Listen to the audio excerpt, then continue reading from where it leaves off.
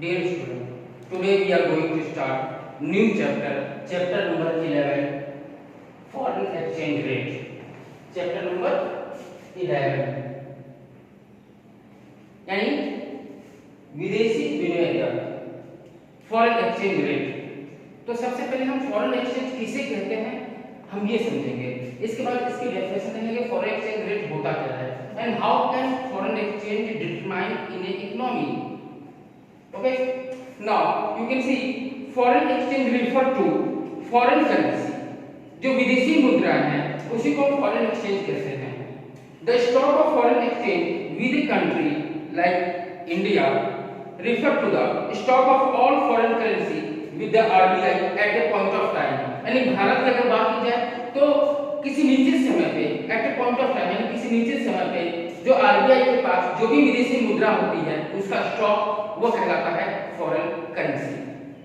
Okay, the standard practice is to be measured to entire stock in term of US dollar by converting the value of all currency into US dollar. यानी कि जितनी भी currencies हैं हम उसको किस में कन्वर्ट करते हैं यूएस डॉलर में। यानी कि अमेरिका की जो करेंसी है उसको हम डॉलर कहते हैं, रशिया का रूबल, जापान का येन, ठीक है। इसी तरह से हर एक देश की जो है हर एक कंट्री की अपनी करेंसी की एक नेम होती है। उसी तरह हमारे देश की जो करेंसी है उसको हम रुपया कहते हैं, इंग्लिश में रुपीस कहते हैं। तो हम जो है करेंसी जो फॉरेन एक्सचेंज होती है उसको हम किस में कन्वर्ट कर देते हैं डॉलर में। और मैक्सिमम इंटरनेशनल जो ट्रेड होती है, अंतरराष्ट्रीय जो व्यापार होते हैं वो डॉलर में ही किए जाते हैं। डॉलर को इसलिए जो है एक हार्ड करेंसी, दुर्लभ मुद्रा कही जाती है, क्योंकि इकोनॉमी जो अमेरिका की है वो स्टेबल होती है, ज्यादा अप एंड डाउन नहीं होते हैं और वहां पर जो है एक्सचेंज रेट जो है फिक्स होता है। इसी कारण से जो है हर कंट्री जो इंटरनेशनल ट्रेड करती है तो वो अपने रिस्क को कवर करने के लिए कि ज्यादा जोखिम ना हो, इसलिए जो है ताकि जो है ज्यादा रेट अप एंड डाउन होंगे तो बहुत ज्यादा नुकसान उठाना पड़ सकता है, इसलिए वो व्यापार जो करती है वो डॉलर में करती है। तो यहाँ पे हम एक्सचेंज रेट के बारे में देखेंगे। एक्सचेंज रेट होता क्या है। अभी तो हमने आपको फॉरेन करेंसी की डेफिनेशन बताई कि what is foreign currency. Okay, now the rate at which domestic currency can be exchange for the foreign currency, यानी कि जिस रेट में देश की घरेलू मुद्रा को विदेशी मुद्रा में कन्वर्ट किया जाता है उसके अनुपात को ही कहते हैं फॉरेन एक्सचेंज रेट। ये इसकी कंप्लीट डेफिनेशन है, बिल्कुल सॉलिड डेफिनेशन है। उसके बाद हम एक एग्जांपल देते हैं। फॉर एग्जांपल ये डॉलर का सिंबल है, $1 जो है कितने के बराबर है ₹70। तो ये आपका क्या कहलाएगा, ये आपका एक्सचेंज रेट कहलाएगा। This is exchange rate, foreign exchange rate, ये आपका फॉरेन एक्सचेंज रेट कहलाएगा, यानी कि $1 ₹70 के बराबर है। ओके, नाउ अब हम देखेंगे कि exchange rate are two types, flexible exchange rate and fixed exchange rate. तो first of all we can see on flexible exchange rate which is also known as floating exchange rate. Flexible means changeable, लचीला, जिसमें हमेशा उतार चढ़ाव होते रहते हैं, up and down होते रहते हैं। फॉर एग्जांपल जो $1 ₹70 है, जरूरी नहीं कि जो है 5 साल पहले यही कहीं था, वहां उस समय 57 58 रुपीस हो सकता है। 2020 अभी चल रहा है, हो सके तो 2025 में $1 जो है 80 रुपीस हो जाए, 90 रुपीस हो जाए, ठीक है। तो इसमें अप एंड डाउन होते रहते हैं पर ईयर या आफ्टर 5 ईयर 6 ईयर 10 ईयर कुछ ना कुछ चेंजेस होते रहेंगे। ये कभी भी स्टेबल नहीं रहता, कांस्टेंट नहीं रहता, इसलिए इसको हम फ्लेक्सिबल यानी फ्लोटिंग एक्सचेंज रेट कहते हैं। पहला पार्ट हम देखेंगे फ्लोटिंग एक्सचेंज रेट होता क्या है। तो floating it is determined by the supply and demand forces in the exchange market, foreign exchange market, यानी कि विदेशी विनिमय बाजार में जब जहां पे मुद्रा की मांग और मुद्रा की पूर्ति, यानी कि the demand of foreign currency and the supply of foreign currency, okay, both are equal, that level is known as exchange rate. तो यहां पे फ्लेक्सिबल एक्सचेंज रेट में दो टू फोर्सेस होती हैं, one demand and another supply. Demand for what, demand for foreign currency and supply for foreign currency. So that foreign currency flexible exchange rate it is determined by the supply and demand. There are two forces. ये आपकी दो forces हैं, इसी के द्वारा जो है flexible exchange rate determine होता है।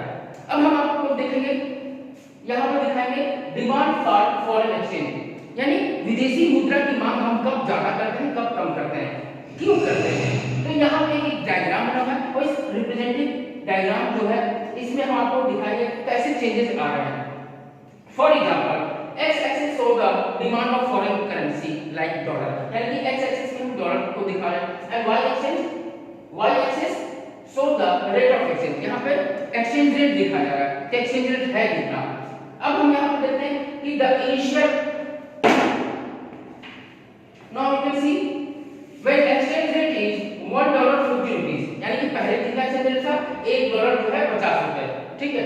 तो यहां हम देखेंगे एक्सचेंज रेट OR1 है और उस समय हम डिमांड कितनी करते थे, ON करते थे, ON, यानी कि ON मींस $200 की डिमांड करते थे। ओके, पॉइंट इज क्लियर, यानी कि एक्सचेंज रेट OR1 कम था तो हम डिमांड कितनी करते थे, $200 की, यानी कि $200 मींस ON, यहां तक हम डिमांड करते थे। But now exchange rate increase from OR to OR1, ये एक्सचेंज रेट जो है OR से बढ़कर कितना हो गया, OR1 से बढ़कर OR2 हो गया। How much increase, R1 R2, कितना एक्सचेंज रेट बढ़ गया, यानी कि एक्सचेंज रेट बढ़ने से क्या होगा, हम करेंसी की जो है डिमांड जो है पहले की तुलना में कम करेंगे। पहले हम $1 लेने के लिए 50 रुपए देते थे, अब हम $1 लेने के लिए कितना रुपए दे रहे हैं, 70 रुपीस दे रहे हैं, यानी हमारी करेंसी, इंडियन करेंसी की वैल्यू डिप्रिशिएट कर गई, हमारी मुद्रा जो है घट गई उसकी वैल्यू, ठीक है। और किसकी बढ़ गई, अमेरिका के डॉलर की, उसकी वैल्यू बढ़ गई। तो यहाँ पर जब एक्सचेंज रेट इंक्रीज करता है तो जो हमारी डिमांड थी फॉरेन करेंसी की वो ON से कम होकर क्या हो गया, OM हो गया, यानी कि पहले डिमांड इतनी थी अब डिमांड जो है इतनी हो गई, OM हो गई। कितना, 200 से डिक्रीज करके हम कितना कर दिए, 100 कर दिए, ठीक है। तो यहाँ पे arrow mark backward side leftward side जाएगा, ओके। और इसी चीज को यहाँ पर हमने समझाया कि the initial foreign exchange rate ये था, न्यू फॉरेन एक्सचेंज ये है आपका, पहले $1.50 था अब $1.70 है, ठीक है। तो जब एक्सचेंज रेट जो है बढ़ता है तो उसका इंपैक्ट ये होता है कि हम फॉरेन करेंसी की डिमांड कम कर देते हैं, डिक्रीज करते हैं, वही चीज यहाँ पे आ गया डिमांड फॉर फॉरेन एक्सचेंज, ठीक है। तो ये आपका क्वेश्चन आएगा एग्जाम में कि define foreign exchange, explain the demand for foreign exchange with the help of suitable diagram, तो आपको definition along with this diagram explain करना है। Now coming to the next, supply of foreign exchange. अब foreign exchange की सप्लाई कैसे होती है, तो यहाँ हम वही सेम चीज देखेंगे, नीचे सप्लाई, यहाँ पर डिमांड दिखाया गया था क्योंकि ये सप्लाई टॉपिक है तो हम यहाँ पर सप्लाई दिखाएंगे। एक्स एक्सिस में यहाँ पर हमने क्या दिखाया है, सप्लाई दिखाया एंड वाई एक्सिस में एक्सचेंज रेट दिखे हैं। अब हम ये देखेंगे कि पहले एक्सचेंज रेट की सप्लाई कितनी थी, पहले एक्सचेंज रेट की सप्लाई OM थी, ठीक है, क्यों, क्योंकि एक्सचेंज रेट OR1 था, ठीक है।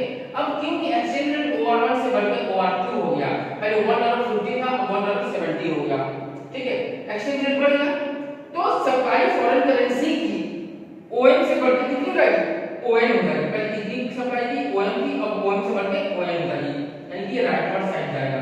ऐसा क्यों, रीजन समझिए। देखिए डायग्राम में बहुत चेंजेस है, डायग्राम में बहुत चेंजेस है, कुछ चीजें सिमिलर मिलेंगी लेकिन कुछ चीजें डिफरेंस भी मिलेंगे। आपको बी केयरफुली जो है आपको सावधान होकर बारीकी से कॉन्सेप्ट को समझना है और एग्जांपल हम देंगे तो आपका ये टॉपिक और अच्छे से क्लियर हो जाएगा। मान लीजिए कि पहले जो है हम डॉलर की डिमांड इंडिया वाले OM करते थे क्योंकि उसमें एक्सचेंज रेट OR1 था, यानी कि $1 लेने के हम लोग को 50 रुपए देने पड़ते थे। लेकिन मान लीजिए कि अगर डॉलर यहाँ पे एक्सचेंज रेट OR1 से बढ़कर OR2 हो गया, यानी $1 लेने के लिए इंडिया वालों को 70 रुपए में 70 रुपए देने पड़ रहे हैं, तो क्या हम ज्यादा डिमांड करेंगे, ठीक है, नहीं।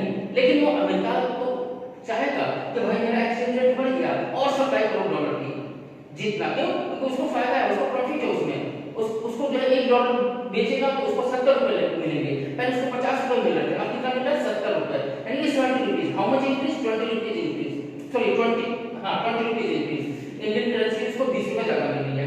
तो ऐसे में जिसको अगर फायदा मिलेगा, लाभ मिलेगा, वो क्या करेगा, वो अपनी सप्लाई को बढ़ाएगा, वही काम अमेरिका ने किया, पहले वो OM सप्लाई करता था, OM से बढ़ाकर ON कर दिया, क्यों, क्योंकि उसका एक्सचेंज रेट OR1 से बढ़कर OR2 हो गया।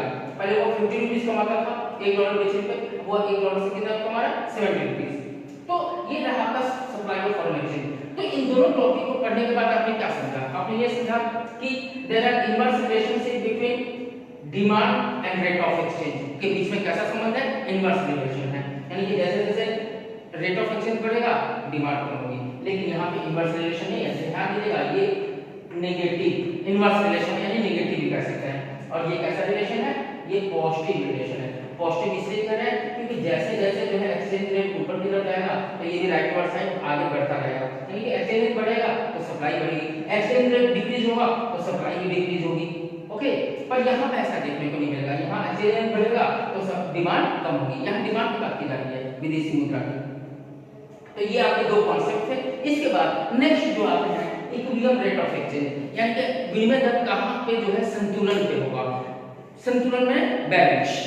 तो हम यहाँ पे देख सकते हैं कि एक्स एक्सिस में आपका जो है सप्लाई और डिमांड दोनों को मर्ज किया गया है, दोनों दिखाया गया है, दोनों को दिखाया गया है, और वाई एक्सिस पे आपका रेट ऑफ एक्सचेंज दिखाया गया है। अब हम यहाँ पे ये बता रहे हैं कि इक्विलिब्रियम कहाँ होगा? ई पॉइंट पे, the level where the supply of foreign currency and the demand of foreign currency both are intersect at E point and that level is known as equilibrium rate of exchange. Here equilibrium exchange rate OR and the equilibrium supply and demand is OQ. Now imagine if the exchange rate increase from OR to OR1, OR से बढ़कर OR1 हो गया exchange rate, तो उसका impact जो है क्या पड़ेगा, उसका impact क्या पड़ेगा इसको हम बताने जा रहे हैं।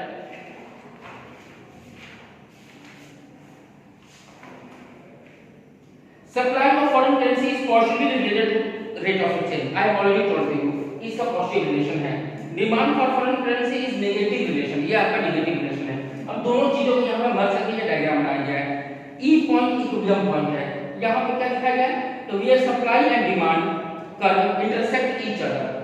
नाउ EQ, O से लेकर Q, OQ equilibrium quantity where supply and demand for foreign exchange are equal, और यही आपका संतुलन बिंदु कहलाएगा। ठीक है, अब एक्सचेंज रेट इंक्रीज करता है तो एक्सचेंज रेट इंक्रीज करने से क्या इंपैक्ट पड़ेगा, हम एक्सप्लेन अगर ऐसा करना होगा, इसको एक्सप्लेन करना होगा तो करेंगे कि अगर एक्सचेंज रेट OR से बढ़कर जो है OR1 ऊपर की तरफ चला गया तो आपकी डिमांड क्या होगी? डिक्रीज करेगी। डिमांड पहले ON थी, ON से डिक्रीज OQ थी, OQ से डिक्रीज करके OM हो जाएगी, लेकिन सप्लाई आपकी क्या होगी? OQ से बढ़कर OM हो जाएगी। तो आपको क्योंकि दोनों ही एक्सप्लेन करना है तो दोनों को आपको एक्सप्लेन करना पड़ेगा। आप लिखिएगा कि अगर एक्सचेंज रेट बढ़ गया तो सप्लाई क्या होगी? तो सप्लाई जो है ये आपका इंक्रीज करेगा, सप्लाई इंक्रीज करेगा एंड डिमांड डिक्रीज। ओके, ये इंपॉर्टेंट पॉइंट है। कब होगा ये तब होगा जब एक्सचेंज रेट इंक्रीज करेगा। ठीक है, इस चीज को आपको ध्यान रखना है कि सप्लाई इंक्रीज करेगा, डिमांड डिक्रीज करेगा in which situation? When exchange rate increase. ठीक है, जब एक्सचेंज रेट OR से बढ़कर OR1 हो गया। इसका अपोजिट भी लिख सकते हैं, जब एक्सचेंज रेट OR से घटकर OR2 हो जाएगा तब क्या होगा? तो यहाँ पर जस्ट इसका उल्टा लिखेंगे, supply decrease and demand increase when exchange rate decrease. Okay, तो ये आपका था exchange rate, flexible exchange rate and determination of equilibrium exchange rate. After that, next topic we will see the fixed exchange rate and how can fixed exchange rate determine in a economy. Thank you very much.